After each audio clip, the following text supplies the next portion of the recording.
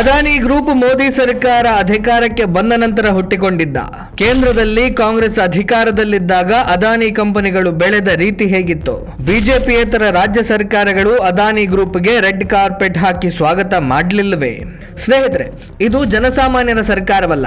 ಅಂಬಾನಿ ಮತ್ತು ಅದಾನಿಗೆ ಸಹಕಾರ ಮಾಡಲು ಅಧಿಕಾರಕ್ಕೆ ಬಂದಿರುವ ಸರ್ಕಾರ. ಮೋದಿ ಸರ್ಕಾರ ಅಧಿಕಾರಕ್ಕೆ ಬಂದಿರುವುದೇ ಅದಾನಿ ಅಂಬಾನಿ ಅವರಿಗೆ ಸಹಾಯ ಮಾಡಲು ಎಂದೆಲ್ಲ ಆರೋಪಗಳನ್ನ ವಿಪಕ್ಷಗಳು, ಅದರಲ್ಲೂ ಕೂಡ ರಾಹುಲ್ ಗಾಂಧಿ ಅವರು ಮಾಡ್ತಾ ಇರೋದನ್ನ ಕೇಳಿರ್ತೇವೆ. ಈ ಆರೋಪಗಳನ್ನ ಕೇಳುವಾಗ ಅದಾನಿ ಅಂಬಾನಿ ಮಾಲೀಕತ್ವದ ಕಂಪನಿಗಳು 2014 ನಂತರ ಅಸ್ತಿತ್ವಕ್ಕೆ ಬಂದ ಕಂಪನಿಗಳು ಅಂತಲೇ ಅನಿಸ್ತದೆ. ಅಷ್ಟೊಂದು ನರೇಟಿವ್ಗಳನ್ನ ಈ ಎರಡೂ ಕಂಪನಿಗಳ ವಿರುದ್ಧ ಮಾಡಲಾಗ್ತಾ ಇದೆ. ಅದಾನಿ ಕಂಪನಿಗಳ ಬಗ್ಗೆ ಮಾಹಿತಿಯನ್ನ ಕಲೆ ಹಾಕಲು ಹೊರಟಾಗ ಅನೇಕ ಸತ್ಯ ಸಂಗತಿಗಳು ಗೋಚರಕ್ಕೆ ಬಂದವು. ಅವುಗಳನ್ನ ನಿಮ್ಮ ಮುಂದಿಡುವ ಪ್ರಯತ್ನವನ್ನ ನಾವಿವತ್ತು ಮಾಡ್ತಾ ಇದ್ದೇವೆ. ಈ ವಿಡಿಯೋವನ್ನ ಕೊನೆಯ ತನಕ ನೋಡಿ. ಅದಾನಿ ವ್ಯವಹಾರಗಳು ಪ್ರಾರಂಭವಾಗಿದ್ದು ಹೇಗೆ? 1978ರಲ್ಲಿ ತನ್ನ 16ನೇ ವಯಸ್ಸಿನಲ್ಲಿಯೇ ಶಾಲೆಯಿಂದ ಡ್ರಾಪ್ ಔಟ್ ಆದ ಗೌತಮ್ ಅದಾನಿಯವರು ಮುಂಬೈನಲ್ಲಿ ವಜ್ರದ ವ್ಯಾಪಾರಕ್ಕೆ ಇಳಿದು ಯಶಸ್ವಿಯಾದರು. 1982ರಲ್ಲಿ ತನ್ನ ಹುಟ್ಟೂರು ಅಹಮದಾಬಾದ್ಗೆ ಹಿಂದಿರುಗಿದ ಗೌತಮ್ ಅದಾನಿ ತನ್ನ ಸಹೋದರ ಮುನ್ನಡೆಸ್ತಾ ಇದ್ದಂತಹ ಪ್ಲಾಸ್ಟಿಕ್ ಇಂಡಸ್ಟ್ರೀಸ್ನಲ್ಲಿ ಕೆಲಸಕ್ಕೆ ಸೇರಿದರು. 1985ರಲ್ಲಿ PVC ಅಂದರೆ ಪಾಲಿವಿನೈಲ್ ಕ್ಲೋರೈಡ್ನ ಉತ್ಪನ್ನಗಳ ಆಮದಿಗೆ ಮುಕ್ತ ಸಾಮಾನ್ಯ ಪರವಾನಗಿಯನ್ನ ಆಗಿನ ಕೇಂದ್ರ ಸರ್ಕಾರ ಕಲ್ಪಿಸಿತು. ಅದಾನಿ ಅವರ ಕಂಪನಿಯು ಗುಜರಾತ್ ರಾಜ್ಯ ರಫ್ತು ನಿಗಮದೊಂದಿಗೆ PVC ಆಮದು ಮಾಡಿಕೊಳ್ಳಲು ಒಪ್ಪಂದವನ್ನು ಮಾಡಿಕೊಂಡರು. ಇದರಿಂದಾಗಿ ಭಾರಿ ಲಾಭ ಗಳಿಸಿತು. ಅಂದ ಹಾಗೆ ಈ ಒಪ್ಪಂದವಾದಾಗ ಗುಜರಾತ್ನಲ್ಲಿ ಕಾಂಗ್ರೆಸ್ ಸರ್ಕಾರ ಇತ್ತು. PVC ವ್ಯವಹಾರದಿಂದ ಸಾಕಷ್ಟು ಲಾಭ ಗಳಿಸಿದ ಅದಾನಿ ಕಂಪನಿಯು ಅದಾನಿ ಎಂಟರ್ಪ್ರೈಸಸ್ ಎಂಬ ಸಂಸ್ಥೆಯನ್ನ 1988ರಲ್ಲಿ ಹುಟ್ಟುಹಾಕಿತು. ಆಗಲೂ ಕೇಂದ್ರದಲ್ಲಿ ಅಧಿಕಾರದಲ್ಲಿದ್ದದ್ದು ಕಾಂಗ್ರೆಸ್ ಸರ್ಕಾರ. ಈ ಅದಾನಿ ಎಂಟರ್ಪ್ರೈಸಸ್ ಕಂಪನಿಯು 1994ರಲ್ಲಿ ಷೇರು ಮಾರುಕಟ್ಟೆಯಲ್ಲಿ ಲಿಸ್ಟಿಂಗ್ ಕೂಡ ಮಾಡಿಕೊಂಡಿತ್ತು. ಆ ಸಮಯದಲ್ಲಿ ಅದಾನಿ ಕಂಪನಿಯು ಕೇವಲ ಪ್ಲಾಸ್ಟಿಕ್ ವ್ಯವಹಾರವನ್ನ ಮಾತ್ರ ನಡೆಸ್ತಾ ಇರಲಿಲ್ಲ. ಕಲ್ಲಿದ್ದಲಿನ ವ್ಯವಹಾರಕ್ಕೂ ಇಳಿದು ಭಾರತದ ಅತಿ ದೊಡ್ಡ ಕಲ್ಲಿದ್ದಲು ಗಣಿಗಾರಿಕಾ ಗುತ್ತಿಗೆದಾರ ಸಂಸ್ಥೆಯಾಗಿ ಬೆಳೆಯಿತು. ಆಗಲೂ ಅಧಿಕಾರದಲ್ಲಿ ಇದ್ದದ್ದು ಕಾಂಗ್ರೆಸ್ ಸರ್ಕಾರ. 1991ರಲ್ಲಿ ಆಗಿನ PV ನರಸಿಂಹರಾವ್ ನೇತೃತ್ವದ ಕಾಂಗ್ರೆಸ್ ಸರ್ಕಾರ LPG ನೀತಿಯನ್ನು ಜಾರಿಗೆ ತಂದಾಗ ಖಾಸಗೀಕರಣವು ಮುಕ್ತವಾಗಿ ತೆರೆದುಕೊಂಡಿತ್ತು. 1994ರಲ್ಲಿ ಅದಾನಿ ಗ್ರೂಪ್ ಸಂಸ್ಥೆಯು ಗುಜರಾತಿನ ಮುಂದ್ರಾ ಬಂದರನ್ನ ಅಭಿವೃದ್ಧಿಪಡಿಸುವ ಜೊತೆಗೆ ಅಲ್ಲಿ ಕ್ಯಾಪ್ಟಿವ್ ಜೆಟ್ಟಿಯನ್ನ ನಿರ್ಮಿಸುವ ಒಪ್ಪಂದವನ್ನ ಗುಜರಾತಿನ ಮ್ಯಾನಿಟೈಮ್ ಬೋರ್ಡ್ನೊಂದಿಗೆ ಮಾಡಿಕೊಂಡಿತ್ತು. ಇಲ್ಲಿಂದ ಅದಾನಿ ಗ್ರೂಪ್ನ ಹೊಸ ಸಾಹಸಗಾಥೆ ಶುರುವಾಯಿತು. ಆ ಸಮಯದಲ್ಲಿ ಕೂಡ ಕೇಂದ್ರದಲ್ಲಿ ಮತ್ತು ಗುಜರಾತಿನಲ್ಲಿ ಅಧಿಕಾರದಲ್ಲಿದ್ದದ್ದು ಕಾಂಗ್ರೆಸ್.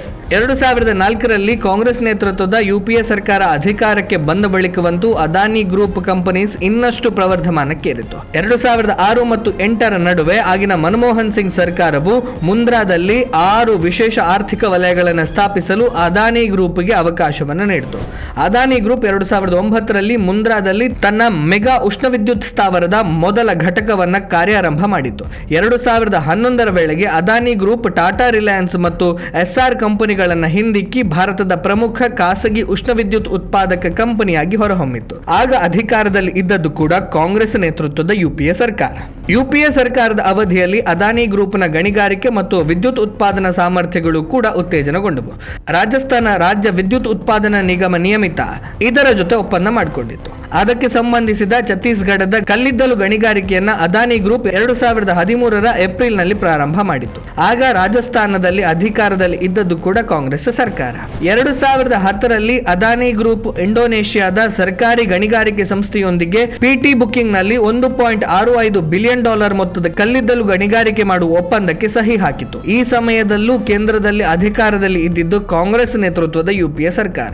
ಇಷ್ಟು ಮಾತ್ರ ಅಲ್ಲ, ಅದಾನಿ ಗ್ರೂಪ್ UPA ಸರ್ಕಾರದ ಅವಧಿಯಲ್ಲಿಯೇ ಸೋಲಾರ್ ಕ್ಷೇತ್ರಕ್ಕೂ ಕಾಲಿಟ್ಟಿತ್ತು. ತನ್ನ ಮೊದಲ ಸೋಲಾರ್ ಪವರ್ ಪ್ಲಾಂಟ್ ಅನ್ನ 2013ರಲ್ಲಿ ಗುಜರಾತಿನ ಕಚ್ನಲ್ಲಿ ಕಾರ್ಯಾರಂಭ ಮಾಡಿತ್ತು.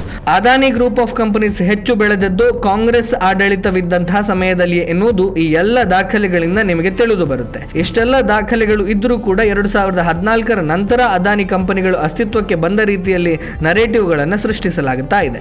ಬಿಜೆಪಿಯೇತರ ರಾಜ್ಯ ಸರ್ಕಾರಗಳು ಅದಾನಿ ಗ್ರೂಪ್ ಕಂಪನಿಗಳನ್ನ ರೆಡ್ ಕಾರ್ಪೆಟ್ ಹಾಕಿ ಸ್ವಾಗತ ಮಾಡಲಿಲ್ವೇ?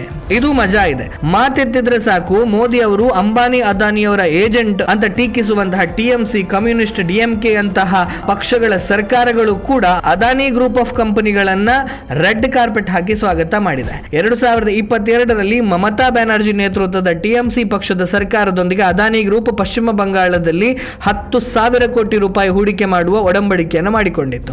ಮಾತೆತ್ತಿದ್ರೆ ಬಂಡವಾಳಶಾಹಿಯ ವಿರೋಧಿ ಸಮಸಮಾಜದ ಪರಿಕಲ್ಪನೆಯ ಬಗ್ಗೆ ಪುಂಖಾನುಪುಂಖವಾಗಿ ಮಾತನಾಡುವ ಕೇರಳದ ಪಿನರಾಯಿ ವಿಜಯನ್ ನೇತೃತ್ವದ ಬಂಡವಾಳಶಾಹಿ ವಿರೋಧಿ ಕಮ್ಯುನಿಸ್ಟ್ ಸರ್ಕಾರ ಕೂಡ ಅದಾನಿ ಗ್ರೂಪ್ ಆಫ್ ಕಂಪನೀಸ್ ಅನ್ನ ಕೆಂಪು ಹಾಸಿನೊಂದಿಗೆ ಸ್ವಾಗತಿಸಿ ಕೊಚ್ಚಿನ್ನಲ್ಲಿ ಅದಾನಿ ಲಾಜಿಸ್ಟಿಕ್ಸ್ ಪಾರ್ಕ್ ನಿರ್ಮಾಣ ಮಾಡಲು ಒಪ್ಪಂದ ಮಾಡಿಕೊಂಡಿದೆ. ಜೊತೆಗೆ 2025 ಆಗಸ್ಟ್ ನಲ್ಲಿ ಇದಕ್ಕೆ ಶಿಲಾನ್ಯಾಸವನ್ನು ಕೂಡ ಮಾಡಿದೆ.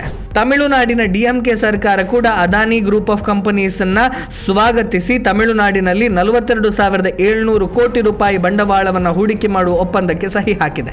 ಅದಾನಿ ಅಂಬಾನಿಗಳನ್ನ ಮೋದಿ ಏಜೆಂಟ್ ಎಂದು ಟೀಕಿಸುತ್ತಾ ವಿರೋಧಿಸುತ್ತಾ ಅವರನ್ನೇ ತಮ್ಮ ರಾಜ್ಯಗಳಲ್ಲಿ ಬಂಡವಾಳ ಹೂಡಿಕೆ ಮಾಡಲು ಪೂರ್ಣಕುಂಭದೊಂದಿಗೆ ಸ್ವಾಗತ ಮಾಡುವುದು ಡಬಲ್ ಸ್ಟ್ಯಾಂಡರ್ಡ್ ಅಲ್ಲದೆ ಇನ್ನೇನು.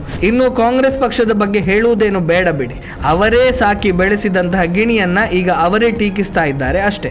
ಸ್ನೇಹಿತರೆ, ಇದಿಷ್ಟು ವಿಷಯ. ಮುಂದೆ ಮತ್ತೊಂದು ವಿಷಯದ ಜೊತೆಗೆ ನಿಮ್ಮ ಮುಂದೆ ಬರ್ತೇನೆ. ಅಲ್ಲಿಯವರೆಗೆ ನಮಸ್ಕಾರ.